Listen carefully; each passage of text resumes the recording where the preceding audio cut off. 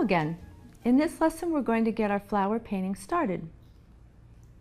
You're going to learn about enhancing reference photos, 3 different transferring techniques, and how to match our pencil colors to our photo reference. First, I'd like to show you how I work with reference photos. Here's a look at a flower photograph that I took. I generally go on photo shoots every few weeks in the summertime, and this was a wonderful day at a flower garden in Albany. It took about 3 or 4 hours there. And this particular photo, nothing really special, but I did have a vision for it. What I saw was a diagonal line of flowers going from the bottom left corner, going all the way up to the top in the right.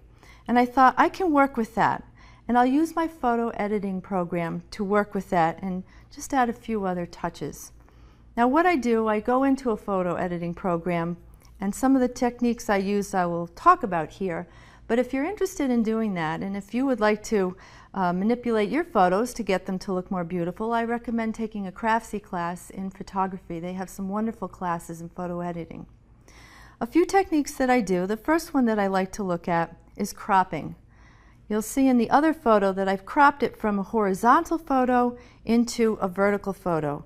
I still have that diagonal line that provides interest, but now we're focusing on the 2 main flowers, the subject, which is, they're very intense, they're very brilliant, and I thought, good, that's what I'd like to do. I like those yellows and reds. The background is somewhat blurred, but I wanted to sharpen those front flowers a little bit more. So I went into a tool called the Unsharp Mask. It's a crazy name, I know, but it just tightens up the flowers a little bit more. You will see in the background that we've got some dead leaves. Well, we wanted to keep that right leaf between the 2 flowers. We wanted to get that a little greener. So I used the Enhance tool and just greened that up a little bit, resurrected that dead flower. The background is blurred, and I'll teach you about that, how to create blurred backgrounds in a few lessons. But for now, we just want to have a nice visual with 2 beautiful flowers, a blurred background, and some elements that add to that look. 2 other techniques that I use quite frequently are cloning and burning and dodging. Cloning is if you've got an unwanted element in your background or somewhere that you just don't want in your photograph. You want to get it out of there.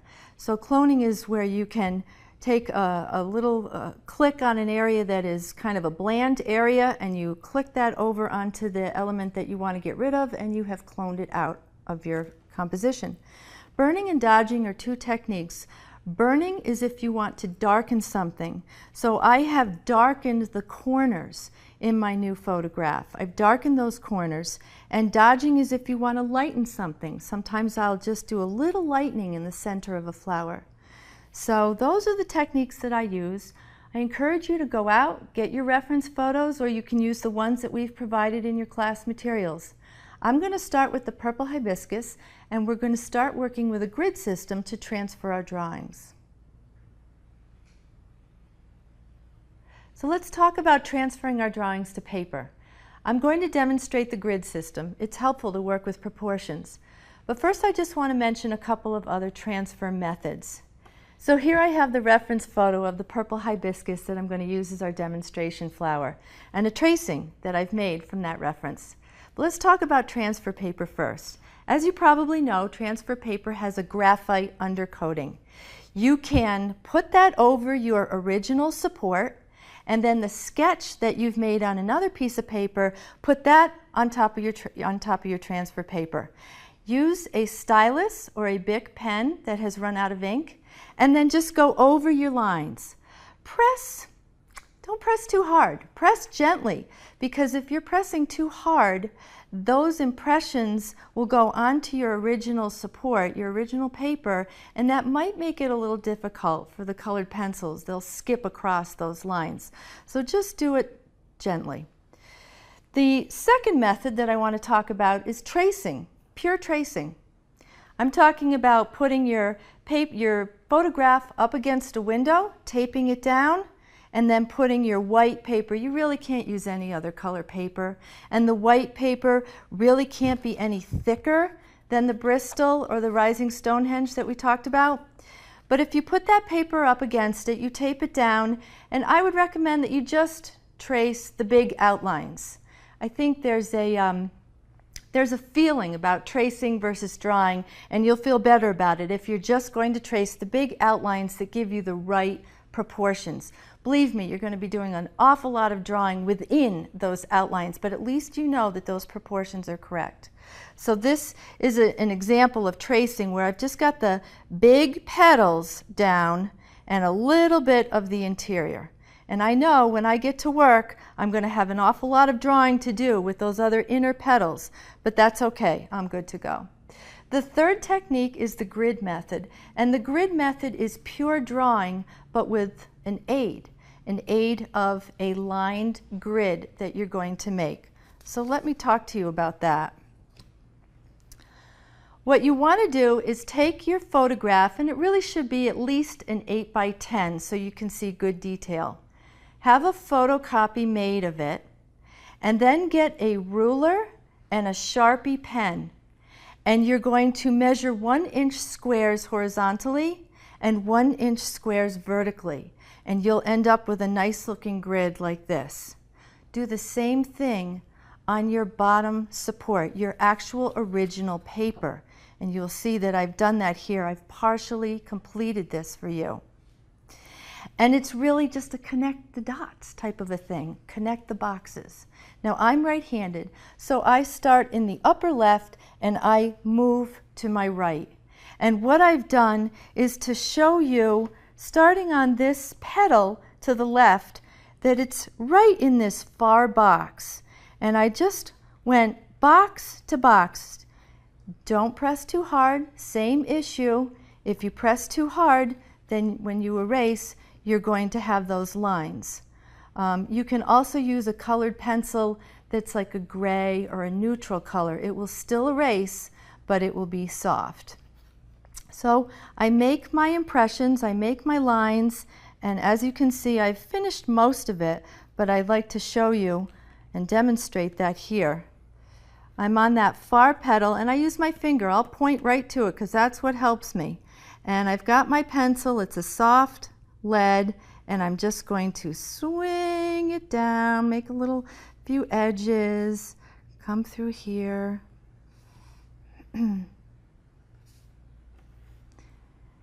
I'm just going box to box, just getting those petals in. Don't worry about the detail of the petals because you are going to erase later and get them a little bit more perfected. But for now, you're laying out the basic outlines.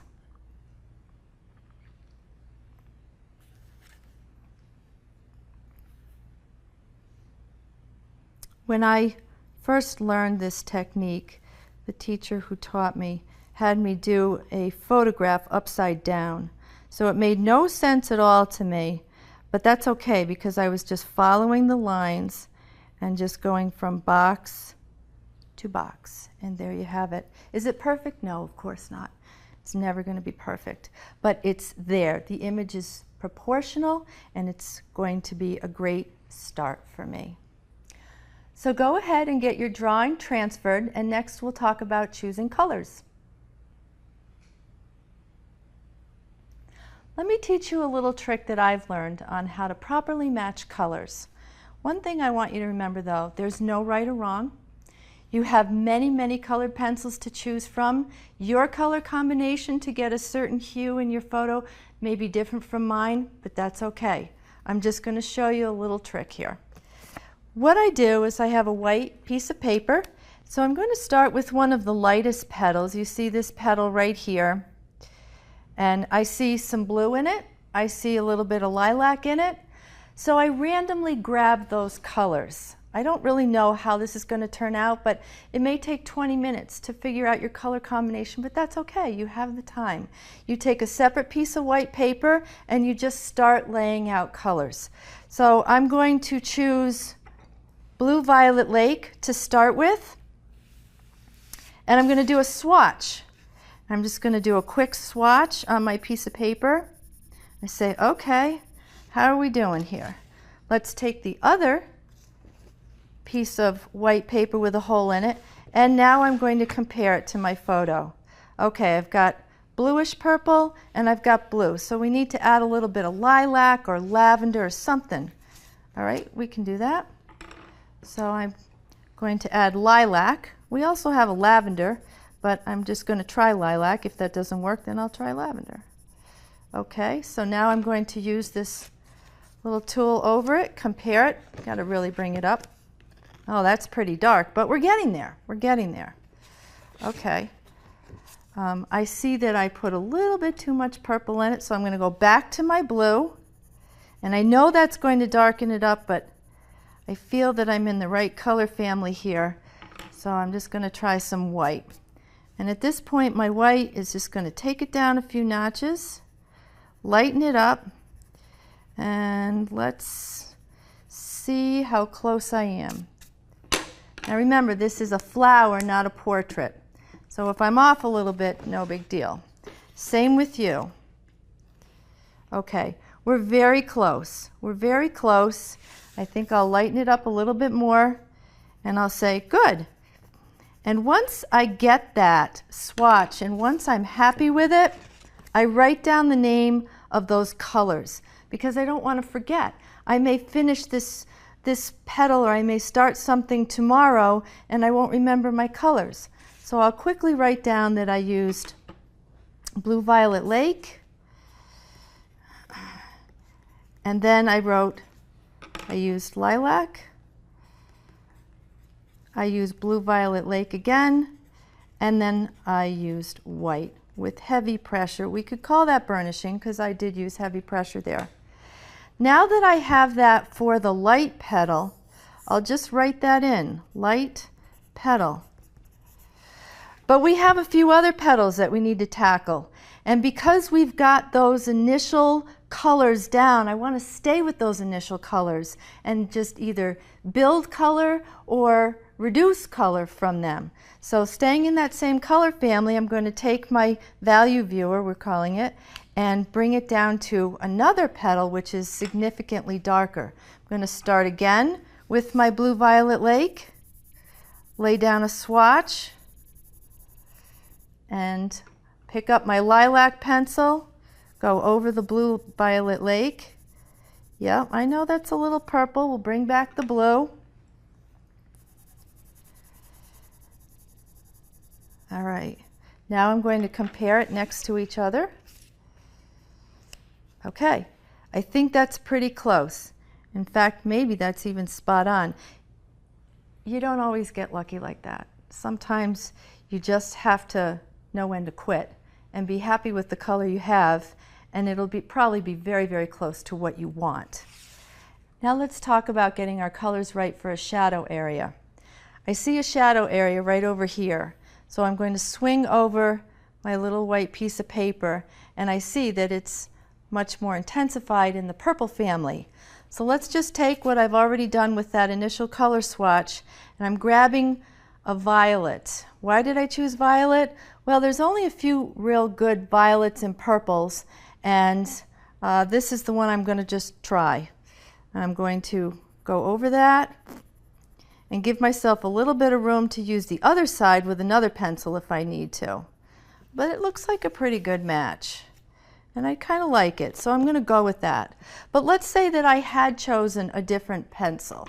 Let's say that I had chosen violet blue, for example.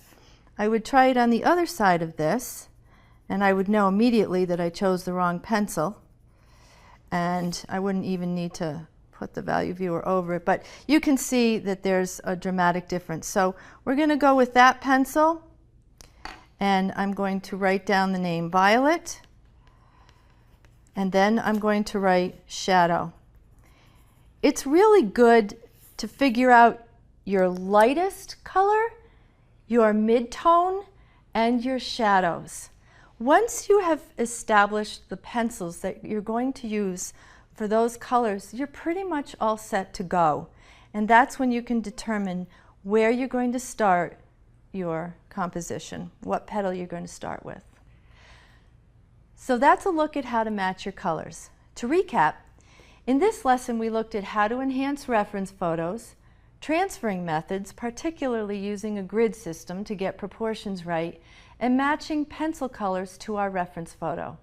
Your homework for this lesson is to transfer your drawing using the grid system and to match your colors. Take your time, don't get frustrated if it isn't perfect, just enjoy the process. In our next lesson, we're going to work with darks and lights to make our paintings come alive. See you there.